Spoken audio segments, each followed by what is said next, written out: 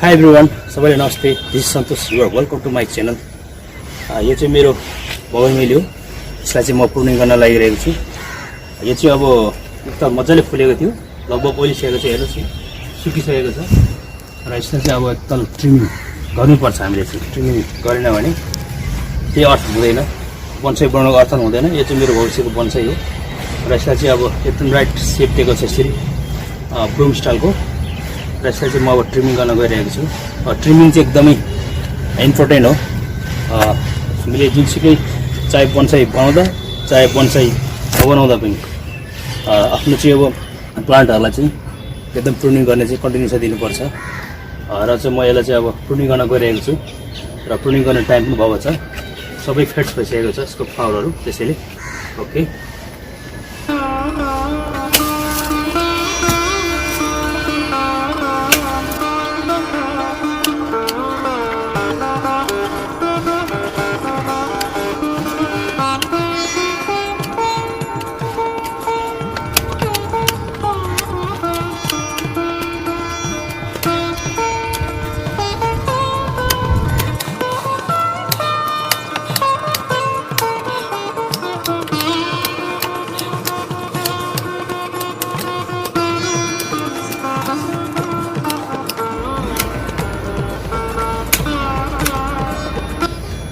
यसको यो पार्ट चाहिँ मैले प्रुनिङ गरेँ. एकदम हार्ड प्रुनिङ हो. यो चाहिँ एकदमै टोटली हार्ड प्रुनिङमा छ यसलाई चाहिँ एकदमै. अब यसको पालो. अब यसलाई म प्रुनिङ गर्छु. यसलाई अलिकति छटाउनु पर्ने हो.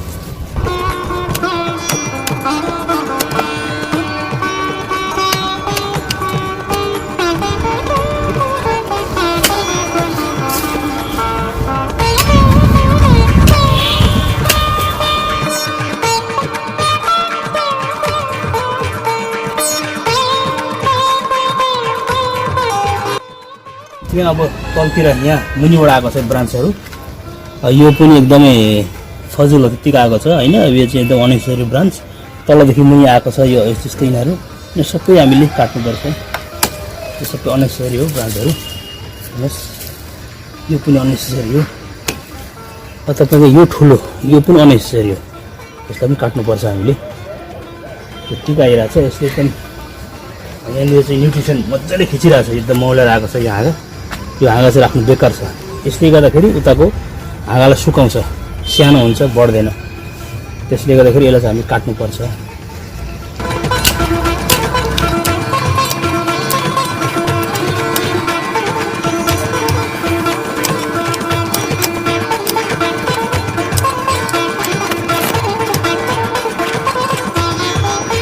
अब यो साइड यो हाँगा यतातिर आइरहेछ.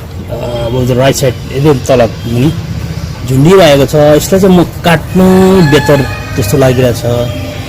अब यसलाई किनभने एकदम ठुलो भइरहेको छ. यो माथिको चाहिँ भर्सके तलको चाहिँ बुसी एकदमै ब्रान्चको चाहिँ ठुलो र माथिको चाहिँ भर्सके सानो हुनुपर्छ. त्यसले गर्दा अलिक सुहाउँछ पनि. यो चाहिँ अलिकति ठुलो माथिको ठुलो भइरहेको छ. किनभने तलको ट्रङ्क हेरी माथिको चाहिँ ठ्याक्कै म्याचिङ हुनुपर्छ. ट्रङ्क अब अलिकति माथिको बुसी टाइपको हेरी तर ट्रङ्क सानो छ. त्यसले गर्दाखेरि अब काट्नु कि भन्ने म सोचिरहेको छु. जग्गामा छु. माथिको काट्न ठुलो छ कि हुँदैन. अब यसलाई चाहिँ म पहिला काटिहाल्छु.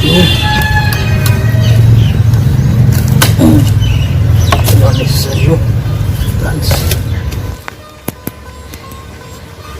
र फाइनल्ली म यो चाहिँ पछाडिको हाँगा चाहिँ एकदमै यो जुन चाहिँ देखिरहेछ यो काट्न चाहिँ मैले पर्ने भयो.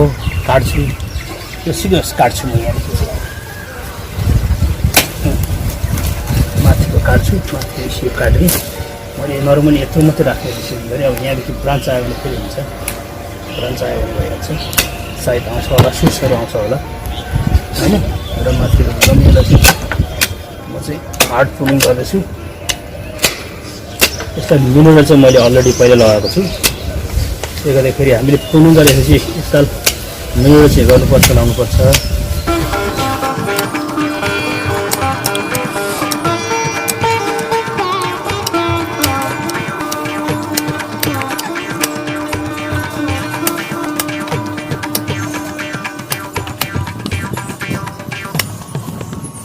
यतादेखि अब एउटा मात्रै ब्रान्च आयो भने फेरि मिल्छ तर हुनु त यताबाट बुसी अब यसलाई वायरिङ हल्का गऱ्यो भने अब ब्रान्चहरू स्पिड हुन्छ त्यसले गर्दाखेरि राम्रो देखिन्छ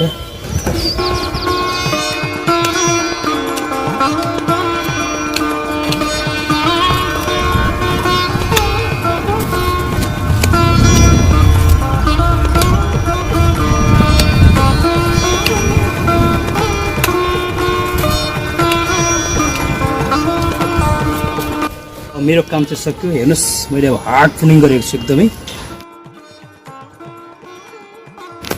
अब यसमा फेरि सुड सराउँछ हैन फेरि अब ब्रान्चहरू स्पिड हुन्छ फेरि काट्नुपर्छ यसरी कन्टिन्युसन दिइराख्ने हो मेरो सानो कार्य चाहिँ अब समाप्त भएको छ र यसरी हामीले चाहिँ बन्साई बनाउनको लागि हामीले चाहिँ यसरी चाहिँ अब प्रुनिङ पनि एकदम महत्त्वपूर्ण हो भन्न चाहन्छु म चाहिँ यसरी प्रुनिङ गरिराख्नुपर्छ र यो मेरो सानो कार्य चाहिँ अब हजुरहरू कस्तो लाग्यो यदि मन पर्यो भने लाइक सेयर कमेन्ट र सब्सक्राइब गरेर नोटिफिकेसन बेल टिङमा चाहिँ दबाइदिनु होला बजाइदिनु होला भन्न चाहन्छु हजुरहरूलाई मेरो अनुरोध छ okay thanks for watching this video Thanks for watching this video.